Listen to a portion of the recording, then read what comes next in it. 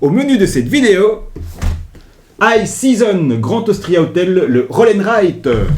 House of Cats. Et pour terminer, Corinthe. C'est parti. Ouais.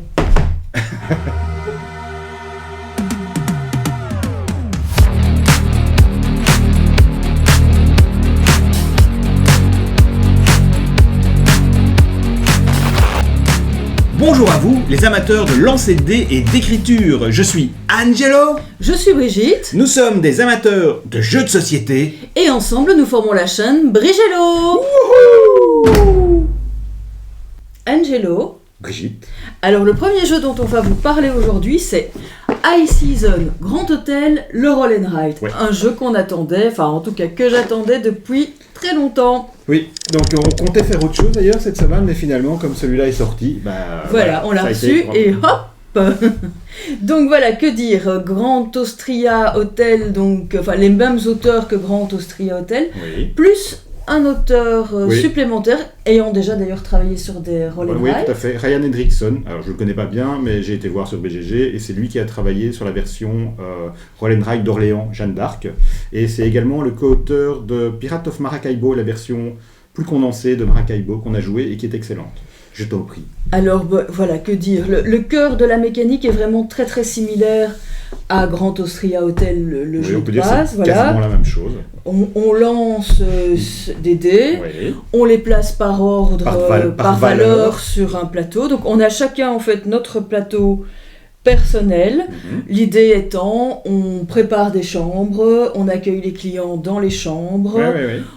Voilà. C'est vraiment comme Grand Austria Hotel, on va à chaque fois choisir un dé pour faire une action, et l'action, la puissance de l'action ou la réduction du coût va être en fonction du nombre de dés sur le plateau central. Voilà. La petite différence, c'est que finalement, à la place de toutes ces cartes qu'on Personnelles, oui, les cartes personnelles, oui. qu'on pouvait choisir, on a simplement chacun un petit plateau avec 6 membres de personnel qu'on peut engager en fonction des coûts. À savoir qu'il y a 4 plateaux, ils sont tous différents. 4 plateaux, hôtel, recto verso. Plateaux membres de personnel qui sont différents Ouais, aussi. tout à fait. Chaque membre du personnel, quand on les engage, ayant certains, soit des Des pouvoirs permanents, soit des pouvoirs à faire tout de suite, Oui, soit ça. des pouvoirs de qui fin donnent de des, partie. qui donnent des points de victoire à la fin de la partie. Alors ici, évidemment, c'est pas comme dans le jeu original où on peut comboter à fond avec les cartes. On a un combo qui nous est donné dès le départ avec 2 personnages qui nous donnent un pouvoir permanent, 2 personnages qui nous donnent un bonus immédiat et 2 personnages qui nous donnent des points en fin de victoire, évidemment si on engage ses ouvriers durant le jeu. Voilà, même principe, on a les chambres de 3 couleurs, Oui. jaune, bleu, rouge. On a également des pistes de l'empereur. Bon, ici c'est un peu Oui, il y a différent 3 parce qu'au pistes lieu de d'avoir l'empereur. une piste, voilà, il y en a 3.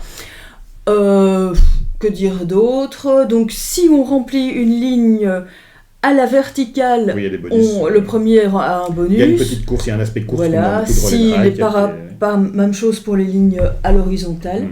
Voilà, moi j'adhère beaucoup, moi j'adore les Roll and Write, enfin généralement on est assez amateur. Et celui-ci, voilà, c'est finalement Grand Austria Hotel en version plus simple, un peu plus rapide. Oui, parce qu'en fait, c'est le même jeu, en fait. C'est ça qui est extraordinaire. Moi, je l'aime beaucoup parce que c'est pas juste une mécanique générique de Roll and Write sur laquelle on a plaqué le jeu Grand Austria Hotel. C'est vraiment la même mécanique de jeu, les mêmes lancers de dés, les mêmes choix d'action, préparer les chambres, occuper les chambres. La seule différence, c'est qu'il n'y a pas les ressources, donc on ne doit pas préparer de commandes, et il n'y a pas ce gros paquet de cartes personnelles. Donc là, voilà, donc le jeu est simplifié, plus court, c'est moins stratégique, mais c'est quelque part quand même le même jeu. Oui, Et je trouve ça que c'est- fonctionne bien, Ouais, c'est ouais. parce qu'on s'était dit qu'est-ce que ça va être, on était un petit peu quand même sceptique. Mhm. On se demandait, et franchement, pour moi c'est un drôle de sentiment parce qu'il est à la fois identique et pas tout à fait, Mhm. puisque voilà, bon, il suffit de cocher pour avoir les chambres placées, on ne peut pas, peut-être, voilà, on peut finalement préparer plusieurs chambres, mais quand on accueille des clients, c'est un à la fois. Ouais. Voilà, c'est peut-être un peu cet aspect-là où on se dit on a plein de chambres et puis finalement c'est à chaque tour qu'on peut seulement. Mais voilà, moi je l'aime beaucoup, franchement. Je crois que toi tu préfères le jeu de base. Non, c'est pas la même chose. Le jeu de base, évidemment, il va pas apporter ce qu'apporte le jeu de base. On va pas y jouer en attendant ce qu'apporte le jeu de base, qui est un jeu beaucoup plus complet et riche et stratégique. Ici, ça se joue en une demi-heure, 3/4 d'heure. Oui. c'est plus facile. Moi, en fait, moi, je suis pas, les roll and ride, ça dépend. Je les aime pas tous. J'aime pas trop les roll and ride, vraiment avec des quantités de pistes qui nous donnent des bonus dans tous les sens. Il faut regarder un peu partout. Ici, c'est une mécanique de jeu, voilà, qui est la mécanique de jeu de Grand Austria Hotel. Donc, on est focus sur cette mécanique. Alors, évidemment qu'il y a des bonus et des choses qu'on peut cocher en plus quand on remplit quelque chose, mais ça reste raisonnable. Et le cœur du jeu, c'est cette mécanique de Grand Austria Hotel. Donc, j'ai vraiment l'impression de jouer presque plus un jeu de société normal qu'un roll and ride quand je joue à celui-là. Donc, ça, à ce niveau-là, c'est très réussi. Et à savoir, un petit tableau plastifié, donc on réutilise. Oui, donc tout est plastifié. Voilà, on efface, c'est pas des feuilles qu'on doit utiliser comme ça. Donc oui, donc très bien fichu, Grand Austria Hotel, donc c'est une très bonne surprise. Je suppose qu'il va sortir en français très bientôt. Là pour l'instant c'est anglais-allemand. Voilà, on l'avait précommandé et il est arrivé cette semaine et on était tout foufou. Oui. Le deuxième roll and ride dont on a envie de vous parler dans cette vidéo, c'est House of Cat, un jeu de William Attia et Christian Ostby. Alors Christian Ostby, c'est un auteur assez connu qui a travaillé sur une bonne soixantaine de jeux, notamment sur Revive, je regarde un peu, de Magnificent, c'est lui qui a travaillé aussi sur Escape chez Queen Game, donc il est au co-auteur de beaucoup de jeux. Et le deuxième auteur, le deuxième co-auteur de House of Cat, c'est William Attia. Alors William Attia, on l'a peut-être un peu oublié, mais c'est l'auteur du phénoménal Caylus. Donc ça c'est la boîte de la première édition. D'ailleurs on voit que le personnage est de dos. Dans les éditions suivantes il sera de face. Il y a un autocollant malheureux sur la boîte, mais c'est celui de ma boutique que je tenais à l'époque. Donc ça va être boîte démo. Et donc Caylus, c'est le jeu qui a posé vraiment les bases pour les jeux de pose d'ouvriers modernes. Il n'a pas inventé le jeu de pose d'ouvriers, il en était déjà assez balbutiement. Cette mécanique en était déjà assez balbutiement, mais c'est Caylus qui a posé les fondations vraiment pour la suite. Donc c'est vraiment un jeu très important, c'est un jalon. Il y a eu un avant et un après Caylus, comme il y a eu un avant et après le lièvre et le hérisson, un avant et après Catan, un avant après Dominion, Puerto Rico, il y a un avant et après Caylus. Donc voilà, je voulais quand même en parler parce que William Attia, c'est pas n'importe qui. Il n'a pas fait beaucoup de jeux, mais c'est quelqu'un de très important dans le milieu.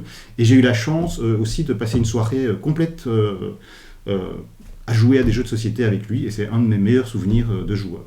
Voilà. Mais on n'est pas là. Oui, voilà. On n'est pas là pour refaire l'histoire du jeu de société. House of Cat, une nouveauté aussi. Hein. Oui, une nouveauté, tout à fait. Alors, House of Cat,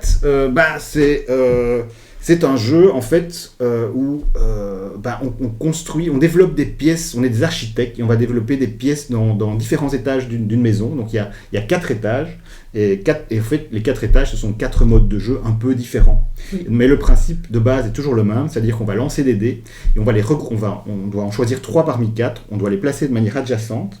Et lorsqu'on arrive à faire une pièce avec 3 adjacents, on entoure la pièce. Par exemple, de 2 ou 4. Voilà. En fait, les pièces doivent correspondre aux chiffres sur le dé et au nombre de dés. Donc, si c'est des 4, il faut qu'il y ait 4 adjacents et ça fait une pièce de 4. Et ça peut faire des pièces de 5, de 2 et de 3. Ça fait gagner à la fois des points à la fin de la partie et des petits bonus qui sont utilisables quand on le souhaite. Et donc, pourquoi House of Cat ? Parce qu'il y a aussi des chats et des souris. Et donc, ils ont leurs petites règles aussi qui vont nous donner des points de victoire selon certains positionnements qui sont différents selon chaque étage. Alors, le truc qui est très bien, c'est que à chaque partie, il y a des pouvoirs, comme tu disais, on en choisit 4 aléatoirement à 4 parties qu'on alloue à un étage aussi de façon aléatoire. Il y en a une bonne dizaine dans la boîte et donc ils sont à chaque fois différents. Ce qui est chouette aussi, c'est que on a 4 mini-jeux différents.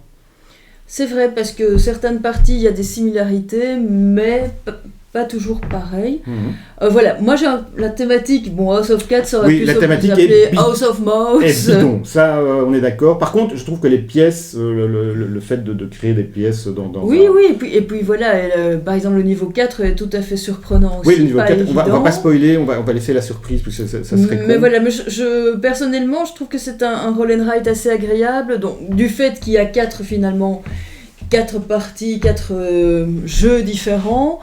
Et aussi le fait que finalement on remplit par exemple une pièce de 3 et ça nous fait la possibilité par la suite soit d'écrire un des deux. Oui, ça donne un bonus quand on finit une pièce, on a chaque fois un bonus associé. Voilà, bon alors c'est comme plusieurs roll and ride où c'est par enchaînement, mais... je suis pas d'accord. Moi je l'attendais quand même impatiemment celui-là aussi. On nous l'avait annoncé, je pense qu'il est sorti à Essen, me semble-t-il. Je ne sais pas. Oui, parce qu'il me semble qu'on ne l'a pas acheté, on a regretté après. Non, tu parlais d'un jeu d'enchaînement, mais je ne suis pas d'accord, je trouve que c'est un jeu qui est concentré sur une idée, sur une mécanique, et cette mécanique de placement de dés pour créer des pièces, quand on crée une pièce, on a un bonus, mais ces bonus-là ne déclenchent pas des effets en cascade. En fait, ils nous permettent soit de nous sortir d'un mauvais pas, soit de faire des vraiment bons coups et de générer beaucoup de points de victoire. Et je trouve que c'est vraiment une réussite à ce niveau-là. Et ça, j'aime beaucoup. En fait, j'aime beaucoup jouer à des roll and ride qui se concentrent sur une mécanique et qui partent pas dans tous les sens. Ça m'a rappelé un peu ce que m'a donné comme impression le roll and ride de Knizia à The Office, qui est aussi un roll and ride qui est concentré sur une idée et qui reste, quoi, et qui la développe bien. Et c'est le cas ici pour House of Cat. Oui, peut-être, mais je pense quand même au 4e niveau, là, il y a des déclenchements qui se font et tu agrandis en fait, on a une zone toute petite, on spoil un peu, et elle va s'agrandir au fur et à mesure si on joue assez correctement. Voilà, et donc si t'as pas ces enchaînements-là, voilà. Il y a une question de timing aussi, parce qu'une fois qu'un joueur a rempli complètement son étage, le jeu s'arrête. Donc il y a aussi le timing qui est important. Donc très bonne surprise. Moi, j'ai ressenti vraiment un travail d'artisan derrière. On sent qu'ils ont vraiment bossé leur jeu, qu'il y a de l'amour, que c'est vraiment petite bien travaillé. Recto verso, moi j'apprécie ça, parce qu'au moins on ne jette pas la oui, feuille une fois qu'on l'a utilisé. Donc c'est peut-être pas une révolution, mais c'est du très très bon jeu de société. House of Cat par William Attia, et j'oublie toujours son nom, Christian Husby. Une bonne pioche. Tout à fait. Alors, le 3e jeu dont on va vous parler, c'est Corinthe. Un jeu un petit peu plus ancien, et c'est pas une nouveauté, il date de 2019, mais Angelo tenait absolument à y jouer. Alors absolument, non, mais il y avait une raison pour laquelle j'avais envie d'y jouer, surtout après avoir joué à High Season, la version Grand Austria Hotel, la version Roll and Ride de Grand Austria Hotel. Donc Corinthe, c'est un jeu de Sébastien Pochon. Et Sébastien Pochon, c'est lui qui a inventé cette mécanique qui est le cœur de Grand Austria Hotel, c'est-à-dire on lance les dés et on va les classer par valeur sur un plateau, associé à une action à chaque fois, et on va choisir des dés qui vont nous donner une action selon l'endroit où ils sont placés sur le plateau central. Donc c'est Sébastien Pochon qui a inventé ça dans son jeu Ispahan, qui est sorti je pense en 2006 si je dis pas de bêtises. Et ça c'est une version Roll and Ride un petit peu d'Ispahan. C'est pas Ispahan, mais il reprend le même principe de plateau central sur lequel on va placer ses dés. Et on va choisir ici, mais ici au lieu de choisir un seul dé, on prend tous les dés. Voilà. Et donc si on choisit les pièces d'or, s'il y a 3 dés, on aura 3 pièces d'or, les chèvres, on aura des chèvres, et on va pouvoir placer des marchandises dans des échoppes selon le nombre de dés qu'il y a placé dedans. Et donc c'est pour ça que je voulais en parler, pour rappeler que c'était Pochon qui avait inventé cette mécanique. Pochon, c'est aussi l'auteur de G-Pour et de Métropolis. Comme ça vous savez un peu de qui on parle. Alors, qu'est-ce que tu as pensé de Corinthe ? Ben voilà, c'est un jeu assez simple, donc soit on prend des pièces, soit on prend des chèvres. Avec ces pièces et ces chèvres, on peut acheter des bâtiments. Oui, on peut acheter des bâtiments, oui. Puis, ou sinon, on prend en fait des éléments qui dans les échoppes, et donc là, le but est aussi... Des marchandises, voilà. Il y a des tableaux, si on a 3 marchandises, on complète une échoppe, à savoir que voilà, le plus rapide, par exemple, celui qui a rempli le plus vite la ligne verte, aura aussi des points bonus en fin de partie. Voilà. Il est simple, c'est un jeu assez simple, il est plus simple que les deux autres. Il est beaucoup plus relax, détendu. Voilà. Et il est agréable, je pense que ça, on peut jouer avec, on a des copines ou des copains qui viennent à la maison, je pense que sans souci. Avec des non-joueurs, celui-là c'est une bonne porte d'entrée. Oui. À noter d'ailleurs, je viens de remarquer, j'avais oublié, il est publié par Days of Wonder, qui n'est pas n'importe quel éditeur. Donc oui, c'est un jeu très relax. On a oublié de mentionner aussi que comme mécanique, on peut déplacer un petit intendant dans un marché. C'est ça, qui nous rapporte aussi des petits bonus. Voilà, donc c'est un jeu très simple avec finalement... il y a des marchandises qu'on peut placer dans les échoppes, le petit intendant qu'on peut déplacer, on peut acheter des bâtiments. Oui, voilà, et donc il y a 4 bâtiments différents qui vont donner un petit pouvoir ou des points de victoire. Donc c'est très simple, très condensé. Voilà, et puis le fait que quand on a complété toutes les échoppes, on peut avoir en tout cas le premier qui a complété une couleur peut avoir des points. Une mécanique intéressante qui n'est pas reprise dans Grand Austria Hotel, c'est qu'on peut payer une pièce pour ajouter des dés avant de lancer les dés. Et les dés ajoutés ne bénéficieront, ce sont des dés dorés, personne qui a payé qu'au premier joueur. Oui, donc ça c'est très chouette. Donc il y a Zoro qui se met dans le champ, mais c'est pas très grave. Voilà, donc ça c'était Corinthe. Voilà, un petit jeu simple mais qui complétait la série des deux autres. Qui reste sympa, voilà. Tout à fait. On a oublié de dire aussi que House of Cats, pour l'instant on était aussi publié qu'en anglais, mais qu'il est annoncé chez Matago pour début mars en français. Celui-ci est publié en français. Chez Days of Wonder, donc en français d'office. Voilà, maintenant pour terminer, je vous propose de faire un petit top 3 du plaisir. Le top 3 du plaisir. Voilà. Le top 3 du plaisir. Je vais commencer. Je t'en prie. Alors en précisons donc, c'est pas, on les classe pas par qualité, on ne dit pas qu'un jeu est meilleur qu'un autre. Peut-être pour nous. Oui, par plaisir qu'on a ressenti lors de ces parties, c'est tout, c'est rien de plus que ça. Tous ces jeux sont très bons, voilà. se valent. Alors, j'avoue Mais- que, voilà, entre High Season et House of Cats, mon cœur balance un peu. Mais, question peut-être qui change un peu ou qui permet plus de choses, j'aurais tendance à dire que je mettrais d'abord House of En Cats première position. en première alors. position. Ok, donc tu commences tout de suite par le Oui, haut du carrément. panier. Ok. Parce qu'en fait, c'est finalement 4 jeux en un. Oui, c'est vrai. Et donc, voilà, ça c'est chouette. Mais vraiment, tout juste derrière Oui. High Season. Parce que. Ils ont gagné tous les deux la première place, non? Oui, parce qu'il il est quand même très bien. Voilà, Corinthe est sympathique, mais Oui, il est voilà, pas- on a c'est peut-être beaucoup plus plus- de beaucoup plaisir, c'est plus light. Mais voilà, On serait beaucoup moins joueurs, on serait un public plus lambda, je pense qu'on irait, peut-être Voilà. qu'on préférait Corinthe. à ça savoir dépend, qu'ici, voilà, les illustrations sont très jolies, je trouve, très mignonnettes. Oui. House of Cats, c'est assez sobre. Et bon, High Season, ça équivaut, je pense, au graphisme du Oui. jeu. Bon, pour ma part, Corinthe c'est très bien, mais voilà, c'est beaucoup plus chill, relax, tranquille à jouer, avec peut-être à jouer quand on est un peu fatigué ou non. Oui, là, c'était pas, parfait. de pas trop se prendre la tête, mais on a passé un très bon Oui, moment. tout à Ou de fait. jouer avec des personnes qu'on a envie d'initier. Après ces deux-là, c'est vrai que c'est difficile. Mais moi, je vais quand même. Mais toi, Voilà, génial, le Grand Austria Hotel, mais celui-là, je le trouve vraiment. J'ai beaucoup de plaisir à y jouer. oui, t'as bien aimé, en plus, Et en tu plus- as gagné. Oui, et en plus, ce qu'il y a, c'est que j'y arrive bien. J'y arrive parce que voilà, vraiment, on est focus sur quelque chose Ouais. de précis et on n'a pas besoin que son cerveau s'éparpille dans plein de directions et essayer de se concentrer sur plein de trucs différents. Et j'ai beaucoup. Bon, ici, c'est le cas aussi, hein, mais voilà, j'ai un petit faible pour House of Cats, je trouve. Et Voilà, en tout cas, 3 jeux très sympathiques à découvrir si vous les connaissez pas. oui, Et voilà. Et donc, voilà, à rejouer si vous êtes fan très de Grand Austria facilement. Hotel, vous ne serez pas déçus. C'est un Grand Austria Hotel d'apéro.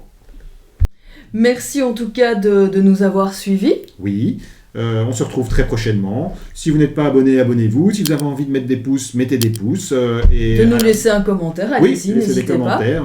Si vous y avez joué, dites-nous ce que vous en pensez. Et à bientôt. Ciao. Oui, ça tourne. Je vais mettre ça ici alors. hein. Et donc je vais dire le deuxième ride dont on voulait vous parler. Cette fois-ci. Roll.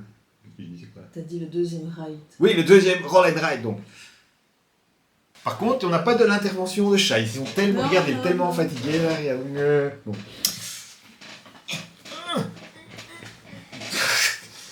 C'est bon, là, tu y es? Yes.